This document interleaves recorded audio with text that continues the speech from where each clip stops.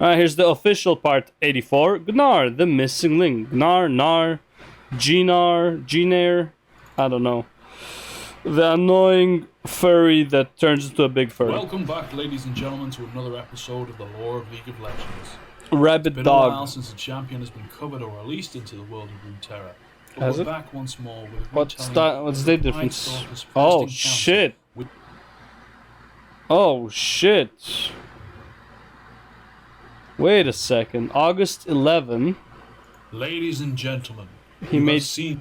Pentakill in June, Well, and Braum was May. Okay, May to August. Holy shit! Yeah, that is with four, Gnar, the missing link. 3 months. Enjoy. Ow.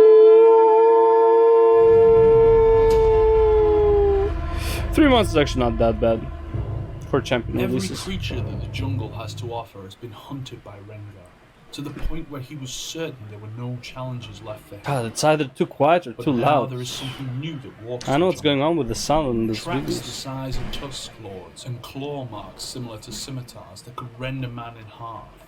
Finally, some prey worthy of the Pride Stalker. As he stalked through the jungle looking for his prize, he began to see the damage that had been wrought upon the landscape.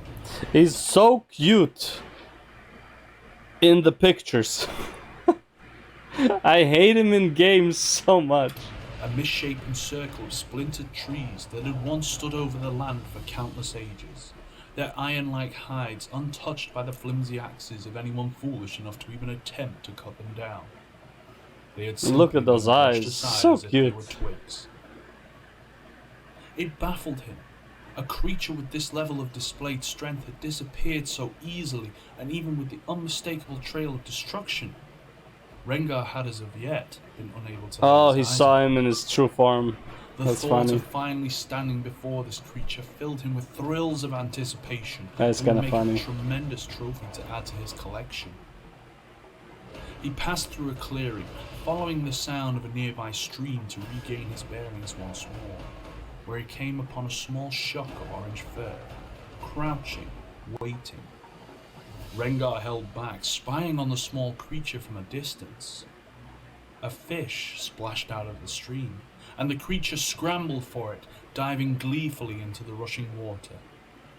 He recognized the creature as a yordle, and to his joy, a hunter as well.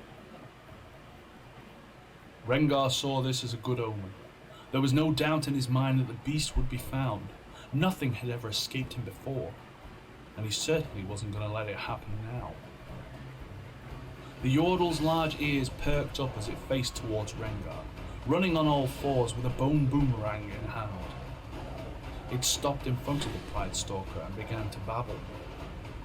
Rengar simply nodded in appreciation of the Yes. yordle and ventured onwards, Yes. traversing the difficult terrain with ease as he tried to pick up any signs of his prize. He sniffed, trying to pick up the scent, Oh but god. became startled by strange chittering. The yordle had followed him, but the Pride Stalker couldn't allow the yordle to disrupt his hunt.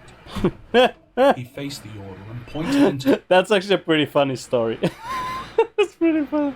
That is a pretty funny story if you think about it. Just imagine it in your head this as cinematic plays, right? It's like Rengar is like fucking looking for his prey. Meanwhile, it is his prey following him around for some reason. the distance.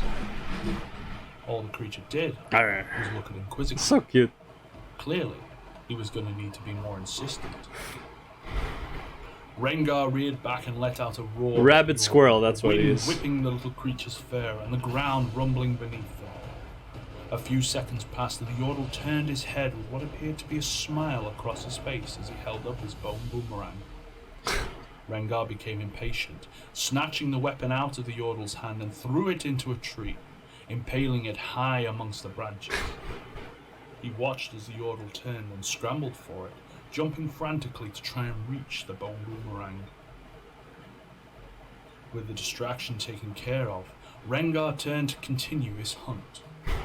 Yet he had barely got 10 paces when a roar shook him to his very spine, the deafening crack of stone and wood echoing all around.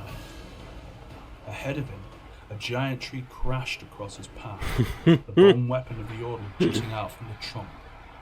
And behind him, unearthly growl rose. The Pride Stalker had made a terrible mistake.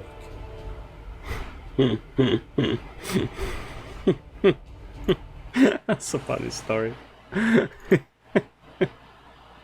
That's a pretty funny story. I like it. I like it. I think at this point, I think this lore is more focused on Rengar than Gunnar, but it's an awesome lore nonetheless. Yeah, that's what I think too. I love Utagaran, da-da-da. Okay, so Gunnar was a prehistoric Yordle, and back then he was with his family and he was a magical Yordle, but struggled to control his power, becoming a beast of mass destruction. One day he got attacked by an ancient creature called the Watcher, which is what created the Iceborne, yep, and great power and are like the rivals of the League, and they're the reason why the Howling Abyss is the thing, because of the great battle between them, okay? So Gunnar gets super angry this time and turns to Mega Gunnar, fighting the Watcher, but by almost defeating the Watcher, he gets frozen for centuries after around 2 million years in his consciousness, and he still thinks in the battle and breaks out of the ice into Mega form, going on a massive rampage. After all his pillaging, he soon gets discovered by Rengar and completely wrecks him.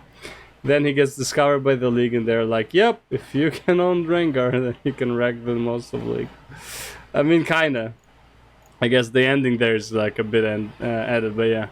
Yeah, I guess that pretty much sums it up, for sure. Alright, let's go next. That was it for Gnar.